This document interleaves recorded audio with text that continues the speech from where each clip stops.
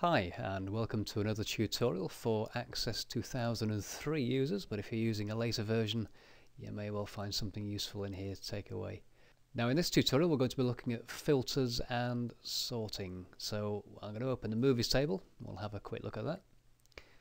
So if I just bring the table up against the toolbar there, you can see on the standard toolbar just past the middle there we've got sorting buttons and we have filtering buttons, which I will get to in a second. First of all then, sorting, very similar, in fact probably identical to Excel. In tables the sorting is fairly limited, you can only apply the sort on one column at a time. So let's say I want to sort my titles, I can simply click in that column, sort A to Z, and if I change your mind, maybe when it's sort the other way around, I can click on Z to A. If I want to sort by rating here, I can click in the rating column, again choose A to Z sort, and so on. An obvious one here might be the year, so click in the year column, again choose A to Z sort, which is oldest to newest, and Z to A is obviously newest to oldest. So that's fairly straightforward. As I say, you can't sort on multiple columns, so let's say I wanted to sort on the rating first of all. So you can see I have the 15 rated films here, and under my titles, Shawshank Redemption is ahead of The Godfather. Well, it shouldn't be. So let's go into that field there and sort that, and it doesn't really work because it just sorts only on that list and it messes up the rating column, so that's no good. You can obviously do it in Access, you need to do it through queries, which we will come to later in the series of tutorials.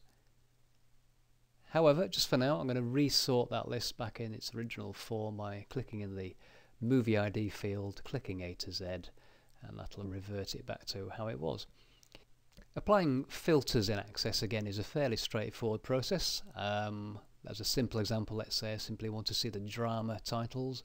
I would click into click on the word drama, in this case, in the genre field, and then click this button here, which is the filter by selection. Little filter symbol with a lightning sign next to it, and when I click on that it filters only the drama films. Once I apply that, there's a button here that says remove filter, so if I click on that, that takes the filter away. Now what's interesting is that filter will remain in place, so I could be anywhere on this table, not even in the genre field, so I'm clicking the running time field there.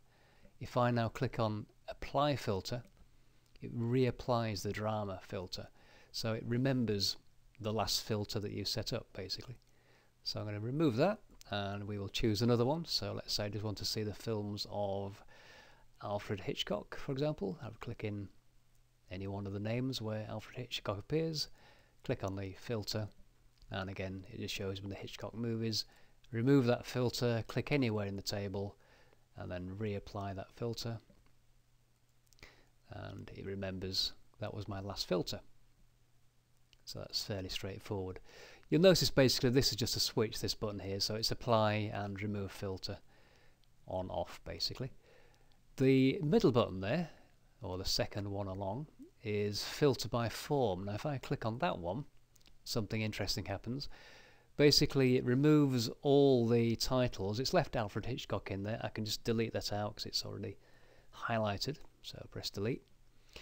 And let's just say I want to find Paramount movies starring James Stewart. What I would do here is go to my studio field, click in that, I get a drop down arrow and I can choose Paramount, then go to my star field, click on that, drop down arrow, and choose James Stewart.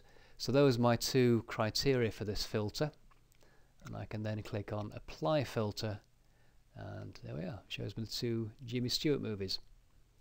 And again I can remove that filter fairly simply by clicking remove filter, and it also takes away the form template. If I reapply the filter, again it remembers the last filter that was set up, whether it's filter by selection or filter by form. Okay, so again remove that filter, and I'm going to go back to filter by form, and this time we will leave this filter in place, Paramount movies starring Jimmy Stewart, but let's say somebody also wanted to see films directed by Spielberg in the list. Now I could select Spielberg's name from here, but that doesn't work, as you will see. So if I just scroll down to find Mr. Spielberg. There he is. And we'll apply the filter. We'll see what happens. Nothing. And the reason for that is there aren't any Spielberg films that star Jimmy Stewart and that were made by Paramount.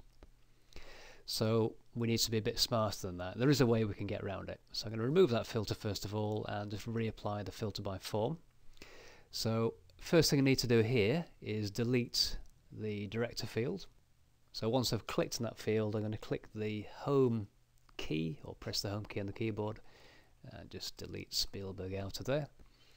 Now down at the bottom you'll see we've got a couple of tabs. The first one says look for and the next one says OR. So look for is the, if you like, the primary filter, and the OR bit could be a secondary or even a third level of filtering if you want to. So if I click on the OR button there, it gives me a second filter option and it creates a third OR button. So that goes on as far as you want really. I'm just going to apply a second level. So we know we've got our Paramount Jimmy Stewart movies, and on the second level I'm looking for Spielberg. So scroll down, there's Steven Spielberg, and now if I apply that filter we get exactly what we want. So we get the Jimmy Stewart movies made by Paramount, and we also get any films that were directed by Spielberg. So again, you can do some quite interesting things with filtering without even getting into the forms and the queries of Access. So just working with tables.